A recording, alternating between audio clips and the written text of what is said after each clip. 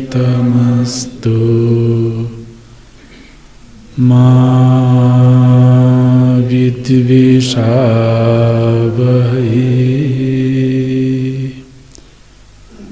ॐ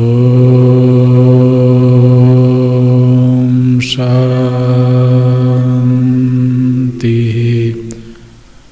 शान्ति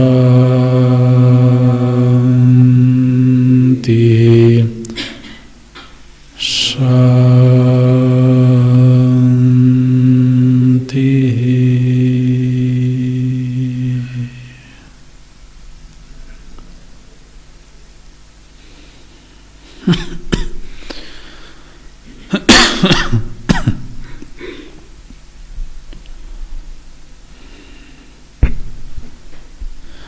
विशिष्टाद्वैत संप्रदाय में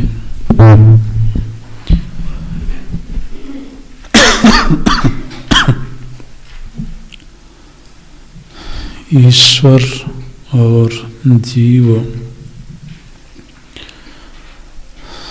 के बीच में अंशी अंश संबंध है,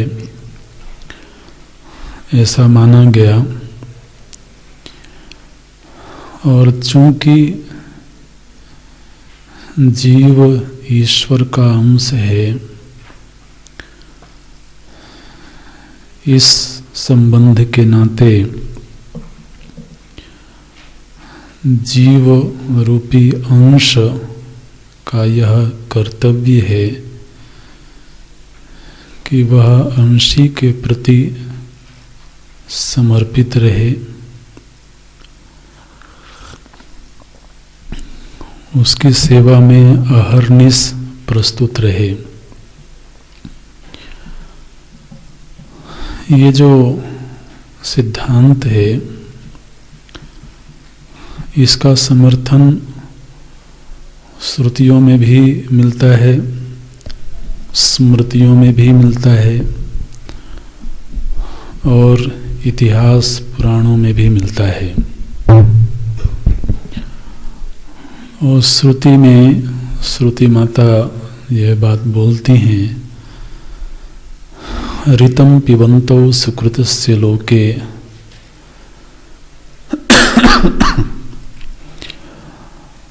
दूसरी श्रुति ने कहा, द्वासुपर्णा सयुजा सखाया समानं वृक्षं परिशस्व जाते तयोरन्यः पिप्पलं स्वादुवत्ति अनस्नन् अन्यो अभिचाकशीति। मुंडक उपनिषद की श्रुति ने ये बात कही कि इस शरीर के भीतर दो पक्षी हैं, दोनों सुंदर पर्ण वाले पक्षी हैं। उनमें से एक पक्षी कर्म फलों का उपभोग करता है और जो अन्य पक्षी है वह दृष्टा मात्र है। अनस्नन् अन्यः बिना फल का उपभोग किए अभिचाकशीति, साक्षी भाव से केवल वह देखता है। तो विशिष्टाद्वैत संप्रदाय में जीव को ईश्वर से पृथक स्वीकार नहीं किया गया है। जिस देश में जीव है उस देश में ईश्वर है, लेकिन साथ ही जीव लक्षण भेद के आधार पर पृथक मालूम पड़ता है। अब हम यदि अपने अंतर्देश में जाकर के देखें तो वहाँ चेतन की दो सत्ता तो नहीं मालूम पड़ती हैं, लेकिन यह अनुभव होता है कि जो मैं भोक्ता के रूप में है उसी के समीप में अंतर्यामी रूप से भी कोई है। तो जो भोक्ता है वो जड़ तो नहीं है, चेतन ही होना चाहिए। साथ ही जो अंतर्यामी है वो जड़ नहीं हो सकता है, चेतन ही होना चाहिए। और इनमें से किसी को हम इनकार नहीं कर सकते हैं, क्योंकि हम थोड़े से भी यदि संवेदनशील हैं तो हम उस अंतर्यामी की उपस्थिति को महसूस कर सकते हैं। तो लक्षण भेद से दोनों में भेद मालूम पड़ता है, लेकिन दो चेतन सत्ताएं हैं ऐसा नहीं मालूम पड़ता है। भेद भी लगता है, अभेद भी लगता है। तो इस जीवत्व के धरातल पर, कर्तृत्व भोक्तृत्व के धरातल पर मैं भोक्ता हूं तो कोई कर्म फल दाता है, इस बात से कभी इनकार नहीं किया जा सकता है। मेरे भीतर उठने वाले सत असत संकल्पों का कोई नियामक है, इस बात से इनकार नहीं किया जा सकता है।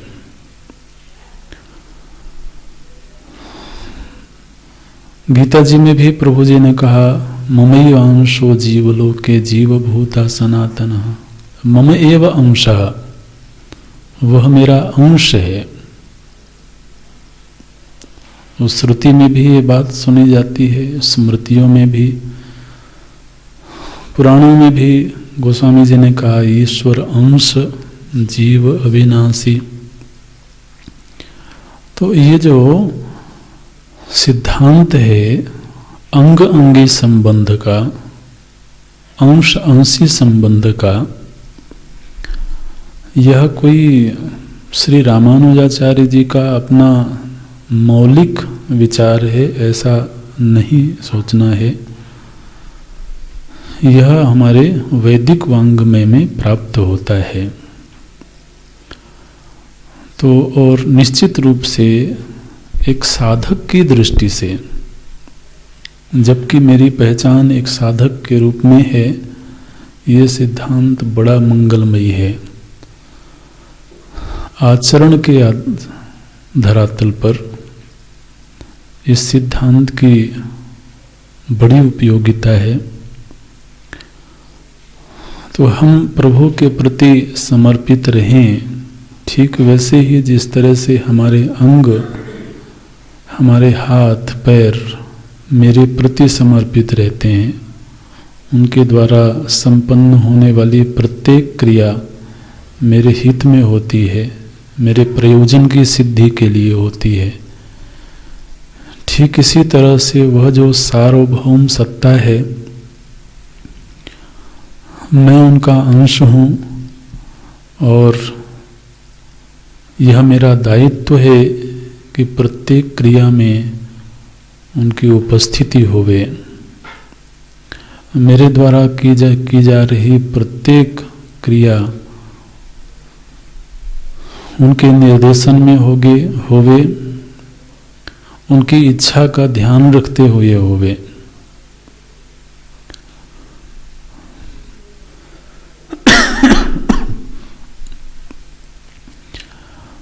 और साधक के धरातल पर यह बहुत मंगलमयी विचार है, क्योंकि जो चित्त शुद्धि है, जो हृदय की विशालता है, वो बिना समर्पण के नहीं होती है। सेवक सेव्य भाव बिनु भव न तरिये और गारी। गोस्वामी जी ने कहा कि भव सागर से पार होने के लिए जब तक सेवक सेव्य संबंध ना बने, बहुत मुश्किल है। इसमें जो बड़ा लाभ है वो यह है कि हमारी जो साधना है वह तो अनुग्रह प्रधान साधना हो जाती है। तत्वचिंतन भी, श्रवण साधना भी अनुग्रह प्रधान होवे तो खिलती है, और केवल पुरुषार्थ प्रधान हो तो संभव है कि अभिमान की वृद्धि हो जाए। तो अनुग्रह प्रधान साधना हो, वैचारिक निर्मलता तो आती ही है, साथ ही व्यक्तित्व में जो संतत्व प्रकट होता है, ये इन्हीं सिद्धांतों के आधार पर होता है, इन्हीं विचारों के आधार पर होता है। हो सकता है कोई बहुत विद्वान, कोई बहुत बड़े शास्त्रज्ञ समाज में हो, दर्शनों का ज्ञान हो, लेकिन फिर व्यक्तित्व में जो एक खुशबू है, व्यक्तित्व में जो मधुरता है, वो तो इन भावों के बिना नहीं आ सकती है। भाव सौंदर्य यदि नहीं है तो विचार सौंदर्य बहुत खिलता नहीं है। और ये जितने भी भक्ति वेदांत के आचार्य हैं, चाहे वो श्री रामानुजाचार्य हों और उसी पंथ में फिर श्री रामानंदाचार्य हों, और इन संप्रदायों के बाद के भी आचार्य हों, वर्तमान में भी आचार्य हैं, उनमें जो एक बड़ी बात देखने को मिलती है वो है उनका संतत्व, उनकी साधुता, और उसका समाज में बड़ा प्रभाव होता है। समाज में सभी लोग विचार प्रधान हों ऐसा जरूरी नहीं है।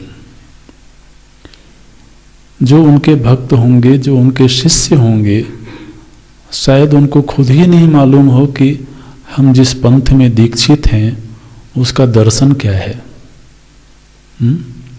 उनके दार्शनिक सिद्धांत क्या हैं। लेकिन उन संतों की जो रहनी है, उनके जो वाणी की मधुरता है, वो लोगों को प्रेरणा देती है। उसी से लोगों का जीवन सात्विक होता है। तो इन महापुरुषों में जो साधना संबंधी पक्ष है वो बहुत प्रबल है। चाहे वो श्री निम्बारकाचार्य जी हों, श्री वल्लभाचार्य जी हों, इनका दर्शन भी हम देखेंगे संक्षेप में, लेकिन इनका समाज में व्यापक प्रभाव रहा है।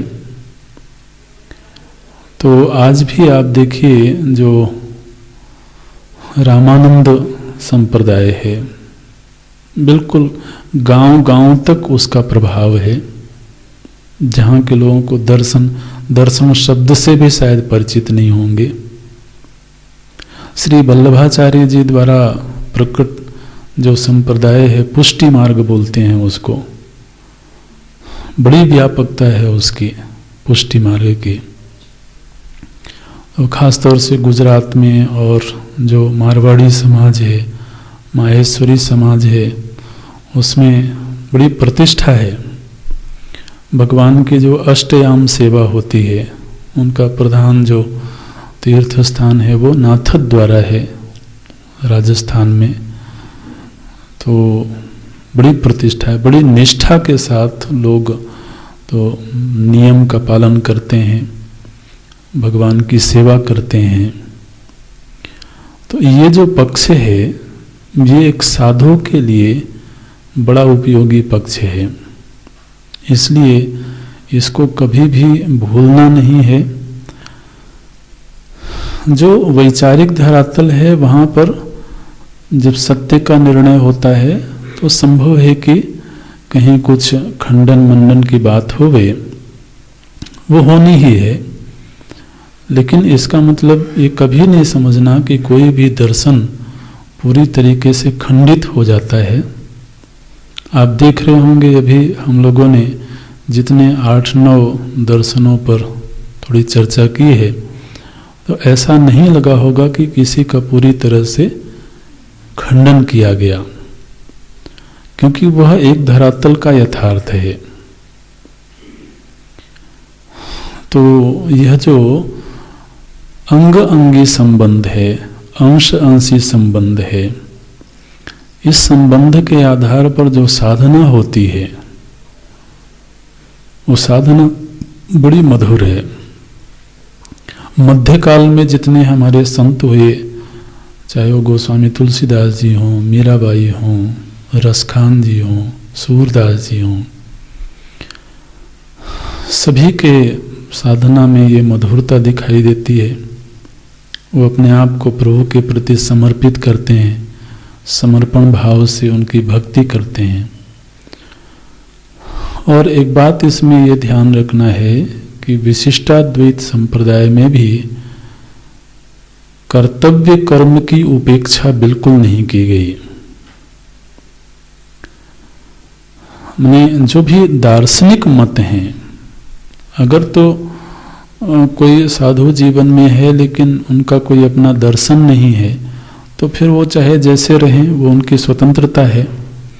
लेकिन यदि कोई शास्त्र सम्मत जीवन जीते हैं तो ऐसा कोई दर्शन नहीं है जो अकर्मण्यता का समर्थन करता हो। क्योंकि कई बार आश्रमों में, साधु समाज में ये अकर्मण्यता कहीं कहीं देखी जाती है और वह फिर समाज के लिए थोड़ा अच्छी दृष्टि का निर्माण नहीं करती है। लेकिन जब दर्शनों की बात होती है तो वहाँ कर्तव्य कर्म की बिल्कुल भी उपेक्षा नहीं की गई, बल्कि जो भक्ति संप्रदाय हैं इन्होंने तो ये कहा कि प्रभु के प्रति समर्पित होकर यदि कर्तव्य कर्म करेंगे तो वह कर्तव्य के प्रति लापरवाह बिल्कुल नहीं हो सकता है। अगर हमें हर वक्त यह ध्यान हो कि मैं जो भी कर्तव्य कर रहा हूँ अपने प्रभु के लिए, उनकी उपस्थिति में कर रहा हूँ, उनकी निगाह में रह के कर रहा हूँ, तो फिर वो तो प्रमादी कैसे हो सकता है। तो ये जो पक्ष है विशिष्टाद्वैत का, ये इसको ध्यान में रखना चाहिए। समाज में जब जाएंगे और वहाँ साधु समाज को देखेंगे, मठों को देखेंगे, तो ये जो व्यावहारिक पक्ष है ये दिखाई देता है। रामानंद संप्रदाय में भी और स्त्री संप्रदाय बोलते हैं, जो विशिष्टाद्वैत संप्रदाय है, समाज में जो नाम लिया जाता है वो श्री संप्रदाय के रूप में। तो वहाँ पर एक तो आचार व्यवस्था बड़ी मजबूत है, खान पान संबंधी जो सावधानी है वो बड़ी सशक्त है, और जो नियम निष्ठा है, तो वहाँ के जो संत हैं वो जब अपने साधन भजन में होते हैं तो बोला जाता है कि अभी नियम में हैं। ये शब्द ही प्रचलित हो गया कि अभी नियम में है।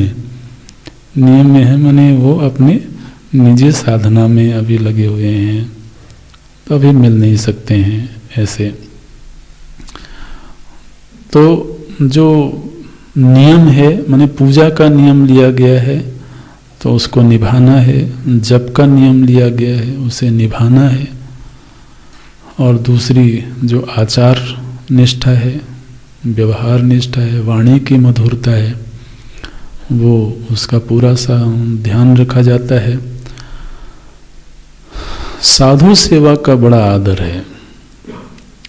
तो वहाँ जो आश्रम बनाए जाते हैं तो पहला उद्देश्य होता है साधु सेवा। आश्रम क्यों बना रहे हैं? बोले कुछ साधु सेवा होगी। तो हो सकता है कि वहाँ सत्संग उतना ज़्यादा नहीं देखने को मिलेगा। बड़े बड़े आश्रम भी होंगे, कई बार वहाँ सत्संग हॉल होगा ही नहीं। तो वहाँ पर रसोई घर खूब बड़ा होगा। तो यज्ञशाला होगी, क्योंकि अब साधु आएंगे तो उनकी सेवा होनी। ऐसे गुजरात में एक जगह पर नर्मदा जी के तट पर रामानंद आश्रम है, तो हमारा वहाँ जाना हुआ।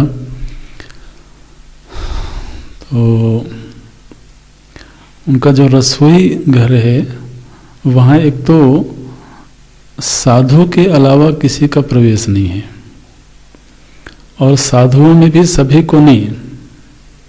जो वहाँ रह रहे हैं, जिनको पहले से ही देखा परखा गया है कि ये नियम से रहते हैं, सात्विकता से रहते हैं, आचार व्यवस्था ठीक है, तो उन्हीं को फिर रसोई में प्रवेश दिया जाता है। तो हम लोग भी गए तो अंदर प्रवेश नहीं। आप 2-4 दिन रहो फिर प्रवेश मिल जाएगा। मैंने भाव ये है कि अब चूंकि वहाँ जो प्रसाद बन रहा है वो भगवान का भोग बन रहा है ना, वो चाहे भले 1000 लोगों का बन रहा हो, लेकिन वहाँ ये भाव नहीं है कि यहाँ खाना बन रहा है। ये तो इस शब्द से महाराज लोग बड़ा परहेज करते हैं। ये शब्द भूल करके भी नहीं बोलना कभी। हो सकता है ना मिले उस दिन। तो प्रसाद बनता है, तो प्रसाद बन रहा है तो फिर तो वो पवित्रता से ही बनेगा, उसमें किसी प्रकार का दोष नहीं होना चाहिए। ऐसे फिर वो भोग लगेगा, उसके बाद में सभी को वितरित होगा। तो यहाँ तक कि भोजन बोलना भी तो बहुत अच्छा नहीं समझा जाता है, वो प्रसाद है। ऐसे तो प्रसाद पा लीजिए। जो वैष्णव संप्रदाय की जो शब्दावली है, जो भाषा है, वो बड़ी मधुर है। तो वो हमें सीखनी चाहिए। हमने जिस जीवन को स्वीकार किया है, उस जीवन में जो व्यवहार संबंधी बातें हैं उनको सीखना चाहिए। वही चीज़ें हैं जो हमारे बाह्य व्यक्तित्व को तो लोगों के सामने प्रस्तुत करती हैं। तो धीरे धीरे करके बाद में भी जब जहाँ मौका मिले, अवसर मिले, तो ऐसे आश्रमों में, ऐसे संतों की सन्निधि में रह करके वो सीखने की चीज़ें होती हैं। वहाँ पर ये जरूरी नहीं है कि हम कोई दार्शनिक संवाद करें। अगर कहीं कोई चर्चा होती है, सार्थक चर्चा की संभावना दिखती है, तो करनी भी चाहिए। लेकिन आचार संबंधी जो बात है वो तो हमें सीखना ही होगा। ये विशिष्टाद्वैत संप्रदाय की जो दार्शनिक बातें हैं वो पिछली कक्षा में लगभग हो गई थी। अब जो इसके बाद का दर्शन है वो निम्बार्क संप्रदाय बोलते हैं उसको, तो द्वैताद्वैत दर्शन। दर्शन का नाम द्वैताद्वैत है। समाज में जो नाम प्रचलित है वो निम्बार्क संप्रदाय, निम्बार्क पंथ ऐसे भी बोलते हैं। तो जो निम्बार्क संप्रदाय है, इसके जो प्रवर्तक आचार्य हुए श्री निम्बार्काचार्य जी, 12वीं सदी में इनका आविर्भाव हुआ लगभग 12वीं सदी काल है, तैलंग देश के निवासी थे। तो अधिकतम जो दार्शनिक जगत के जो संत हुए वो ज़्यादातर दक्षिण भारत में हुए, ऐसा दिखाई देता है।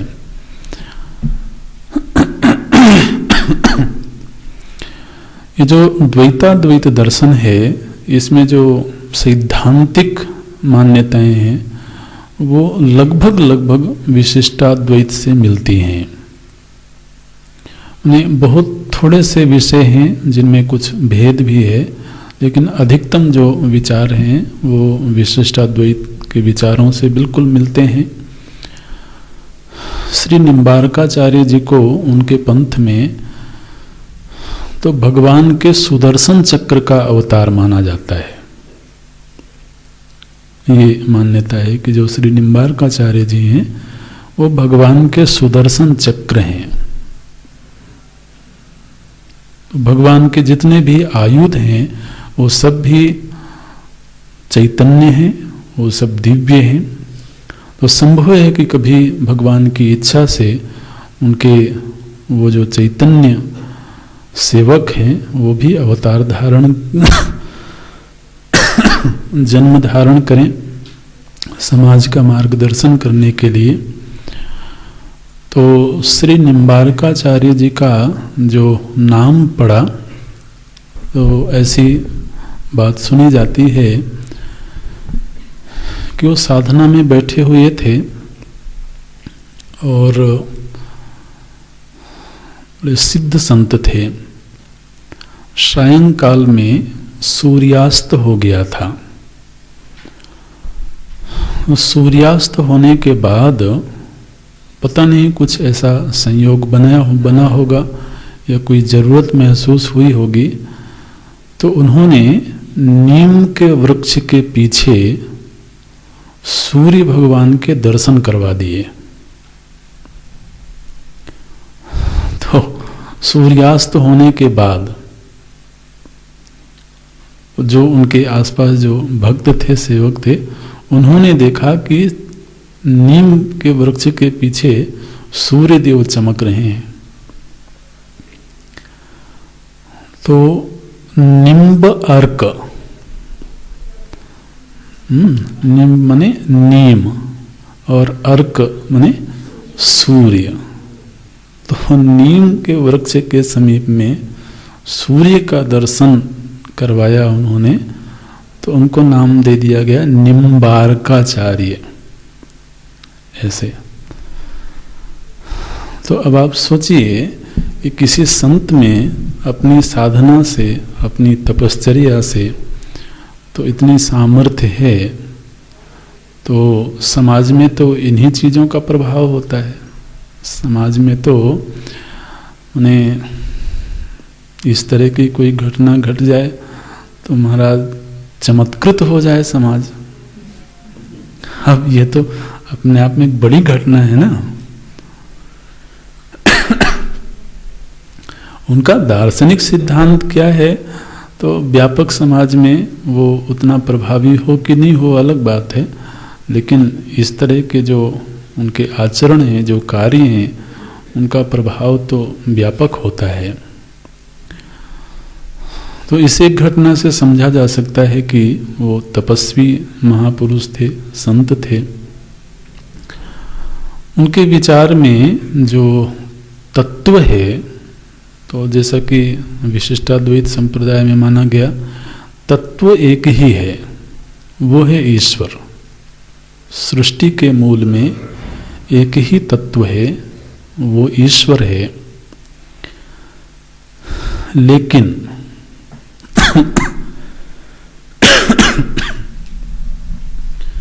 जो जीव और प्रकृति,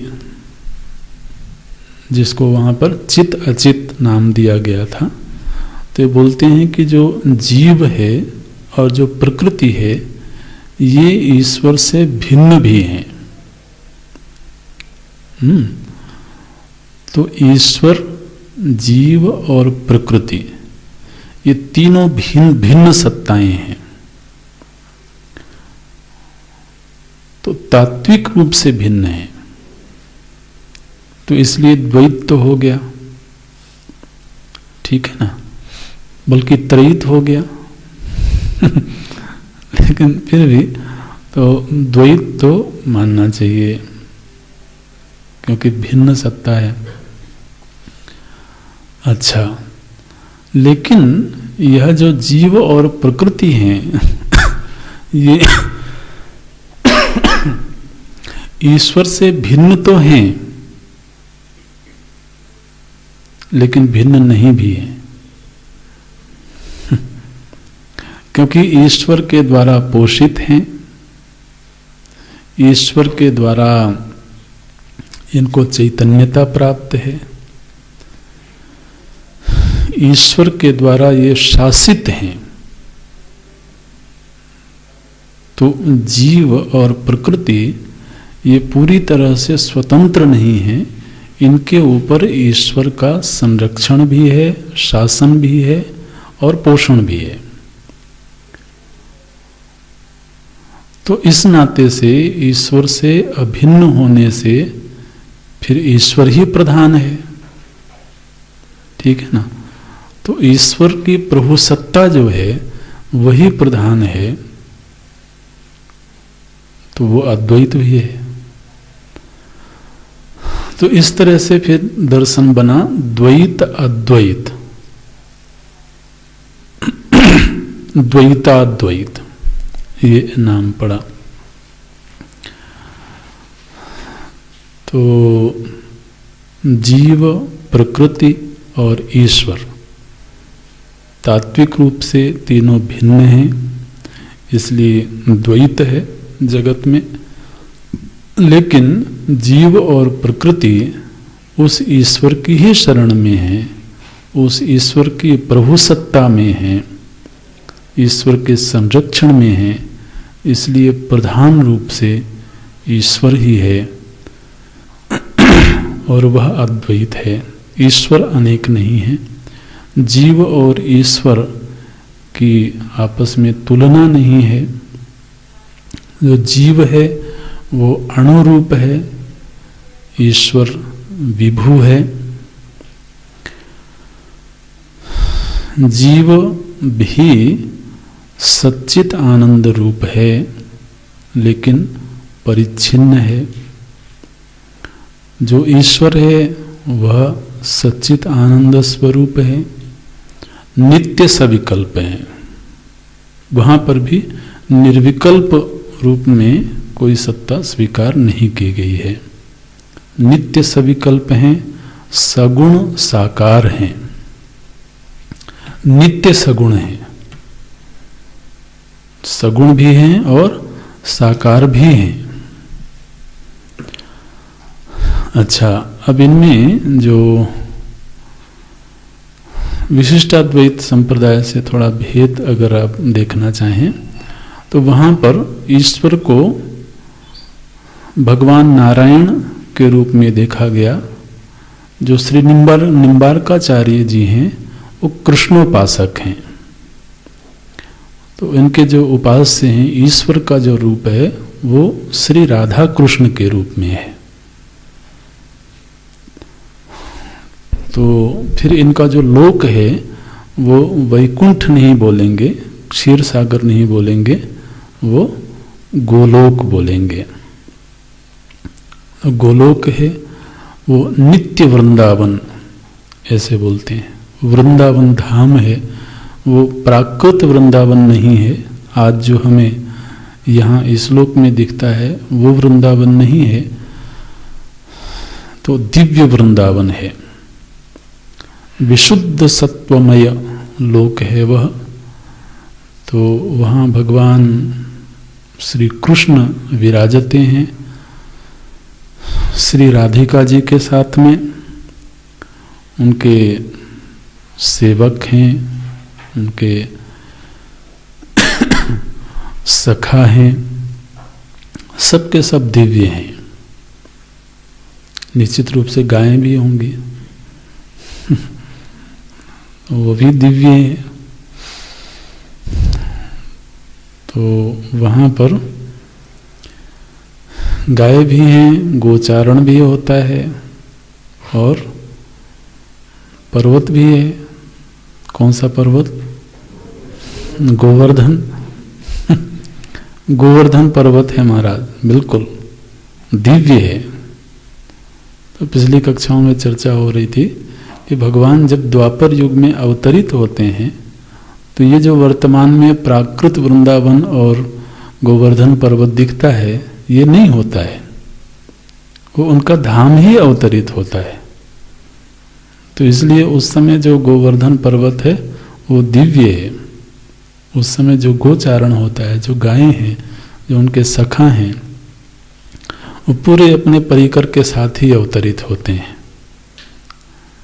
ऐसे। तो लेकिन ये जो नित्य धाम है तो इसमें किसी प्रकार का कोई विकार नहीं होता है, वो कभी नष्ट नहीं होता है, इसीलिए नित्य शब्द का प्रयोग किया जाता है। भगवान जो हैं वो बड़े सुकुमार हैं।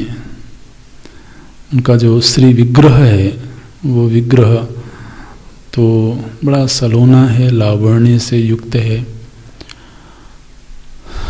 और बड़ा मनोहर है।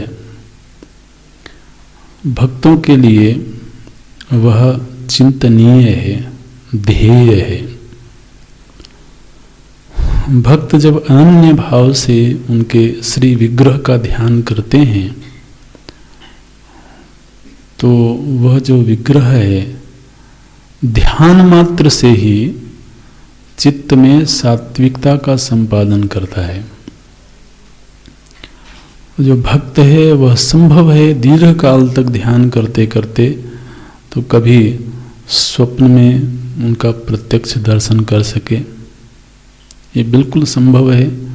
स्वप्न में जो दर्शन है वह दर्शन कोई काल्पनिक दर्शन नहीं है, वह उन्हीं का अनुग्रह विग्रह है ऐसे। तो यहाँ तक भी माना गया कि जो भगवत दर्शन है वो पहले स्वप्न में ही होता है, बाद में फिर और साधना बढ़े, तपस्या बढ़े तो वो जागृत में भी प्रत्यक्ष हो सकता है, लेकिन प्रथम दर्शन स्वप्न में होता है ऐसा माना गया। तो वो जो नित्य गोलोक धाम है वह बिल्कुल विशुद्ध सत्वमय पदार्थ से बना हुआ है। इस संप्रदाय में सत्व शब्द नहीं बोलते हैं, अप्राकृत बोलते हैं। तो जो सृष्टि का निर्माण है उसमें भी तो जिस तरह से हम लोगों ने विशिष्टाद्वैत में देखा था कि जो अचित है उसके तीन भाग हैं, शुद्ध सत्व, मिश्र सत्व और सत्व शून्य। इस सत्व शून्य पर चर्चा नहीं हुई थी पिछली कक्षा में। काल को सत्व शून्य माना गया है। काल एक तत्व है, एक पदार्थ है। विशिष्टाद्वैत संप्रदाय में काल को ही तो अचित का एक रूप मानते हैं और वह सत्व शून्य है, इसलिए वह पदार्थ के रूप में दिखाई नहीं देता है, लेकिन वह एक तत्व है, वह भी भगवान का विग्रह है ऐसे। तो लेकिन यहाँ पर द्वैताद्वैत दर्शन में भी जो सृष्टि का मूल है उसके तीन भाग हैं। जो अजड़, जो जड़ सृष्टि है, हालांकि जड़ बोलना उनको अच्छा नहीं लगता है तो बोलते हैं अप्राकृत। जो गोलोक धाम है वो किस तत्व से बना हुआ है? बोले वो अप्राकृत तत्व से बना है जो दिव्य है। और बाकी जो 14 भुवन हैं वो प्राकृत तत्व से बने हुए हैं। और तीसरा तत्व है काल। तो काल को एक द्रव्य के रूप में स्वीकृति दी गई है इन दर्शनों में। काल ही है जो जीवों को कर्म फल प्रदान करता है। कर्म फल का जो परिपाक है वह काल में ही होता है, तो इसलिए वो ईश्वर से पृथक नहीं है, स्वयं ईश्वर का ही प्रभाव है। लेकिन कर्म फल दातृत्व जो है वो काल रूप ईश्वर में है, ऐसे बोलते हैं। प्रभु जी ने ये बात कही है, कालोस्मि लोकक्षयकृत प्रोद्धा। गीता जी में प्रभु ने स्वयं ये बात कही कि मैं काल रूप हूं, ऐसे। और गोस्वामी जी ने भी ये बात कही, काल जासु को दंड लव निमेष परमाणु जुग। तो बोलते हैं कि यह जो काल है यही भगवान का कोदंड है। वो कोदंड भगवान हमेशा ही धनुष धारण करके रखते हैं ना, वो क्या है? बोले वो काल तत्व है, ऐसे। तो भागवत जी में ईश्वर का प्रभाव बोला गया, नहीं, काल स्वयं ईश्वर रूप है, भगवत रूप है। और चूंकि जीवों को जो कर्म फल मिलते हैं वो काल में ही प्राप्त होते हैं, तो मानो कि काल रूप ईश्वर ही कर्म फल को प्रदान करते हैं, ऐसे। जो जीव हैं उनके 3 विभाग हैं, वो बिल्कुल पूर्व के दर्शन के अनुरूप ही है। बद्ध जीव हैं, मुक्त जीव हैं और नित्य जीव हैं। जो बद्ध जीव हैं वो तो प्राकृत पदार्थ से बंधे हुए हैं, अपने कर्मानुसार उनका संसरण होता है।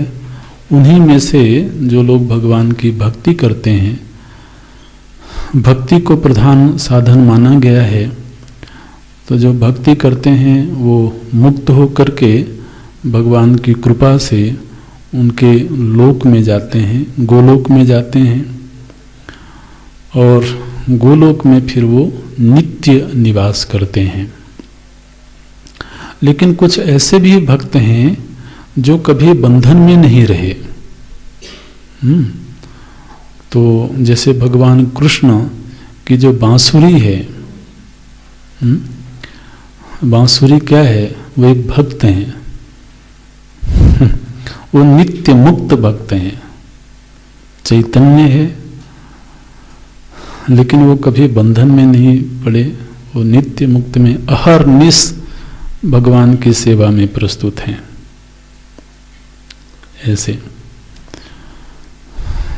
तो जिनको आपने ये शब्द पढ़ा है सायुज्य मुक्ति, जो सायुज्य मुक्ति होती है ना, तो सायुज्य मुक्ति माने भगवान के अंग संग रहने का अवसर प्राप्त हो जाए। तब ये बांसुरी कैसी है? ये नित्य ही भगवान के अंग संग है। भगवान के जो आभूषण हैं वो सब उनके अंग संग हैं, सब भक्त हैं महाराज। और इनको यह सौभाग्य प्राप्त है कि ये भगवान के अंग संग रहें। फिर तो आप समझो कि मोर पंख भी वो भी चैतन्य है, ऐसे। ये जो कुछ नित्य मुक्त जीव हैं, ये अहरनिश भगवान की सेवा में रहते हैं। और बाकी जो जीव यहाँ से मुक्त होकर के जाते हैं, वो उनको उनका लोक प्राप्त होता है, उनके लोक में रहते हैं, उनकी शरण में रहते हैं, उनकी सेवा में रहते हैं। और संभव है कि उन्हीं में से कुछ जीवों को कभी अपनी इच्छा से वह मनुष्य लोक में भेजें। कभी बहुत अनिवार्य होने पर तो वो स्वयं ही पधारते हैं, जैसे द्वापर युग में वो स्वयं ही पधारते हैं इस लोक में। लेकिन कभी जब उनको लगता है कि उनका पधारना जरूरी नहीं है, तो वो उन्हीं मुक्त जीवों में से किसी को भेजते हैं यहाँ पर, यहाँ उनका जन्म होता है, अवतार होता है और लोक कल्याण के कार्य करते हैं, समाज को प्रेरणा प्रदान करते हैं। ऐसे तो ये भी एक सेवा है। तो भगवान की इच्छा से फिर वो मैंने वहाँ फिर उनका अपना कोई संकल्प नहीं होता है। अब जैसे वेद व्यास जी हैं, तो वेद व्यास जी को तो वैसे भगवान का ही अवतार माना जाता है, लेकिन इन दर्शनों के परिप्रेक्ष्य में देखें तो वो उनमें उनका शक्त्यावेश हुआ है, अंशावेश हुआ है। तो उनको सेवा प्रदान की गई कि आप वैदिक वांग में को लिपिबद्ध करें।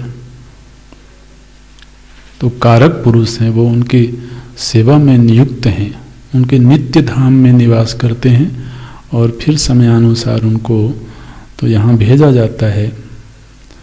आकर के उन्होंने वेदों को लिपिबद्ध किया, थोड़ा उनका विस्तार भी किया। ऐसे तो वहाँ जो भी जीव उनकी सेवा में हैं, उनको ईश्वर अपनी इच्छा से किसी भी सेवा में नियुक्त कर सकते हैं, ये उनकी स्वतंत्रता होती है।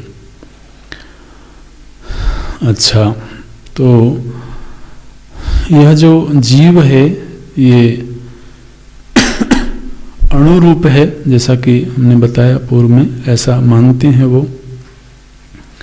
अब इसमें भी महाराज जो श्रुतियां हैं ना, श्रुतियों ने कहीं कहीं पर विभू भी माना है, विभू शब्द भी श्रुतियों में आता है। तो अब चूंकि श्रुति के जो वाक्य हैं उनकी संगति भी लगाना है।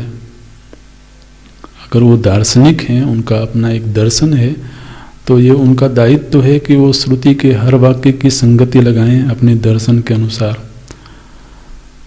तो जब पूछा गया कि जीव अणुरूप है, तो जब उसके लिए विभू शब्द का प्रयोग हुआ तो उसमें आपका क्या कहना है? उन्होंने कहा कि तत्व रूप से वह अणु है, लेकिन गुणों के आधार पर विभू है। ऐसे और तत्व दृष्टि से तो अणुरूप है, लेकिन गुणों में तो विभुत्व देखा जाता है। लेकिन साथ ही साथ इस बात का हमेशा ध्यान रखना है कि जीव मुक्त होकर के चाहे भले भगवत स्वरूप हो जाए, ऐसा होने पर भी वह ईश्वर नहीं हो जाता है। ईश्वर की शक्तियां उसमें अवतरित होंगी, ईश्वर के जो गुण हैं वो उसमें प्रकट हो जाएंगे, लेकिन फिर भी वो रहेगा जीव ही, वो ईश्वर नहीं होगा। ईश्वर में जो विशिष्ट शक्तियां हैं, जैसे जगत का सृजन करना है, जगत का पालन करना है, जगत का संहार करना है, तो ये जो विशिष्ट शक्तियां हैं ये केवल और केवल ईश्वर में ही हैं।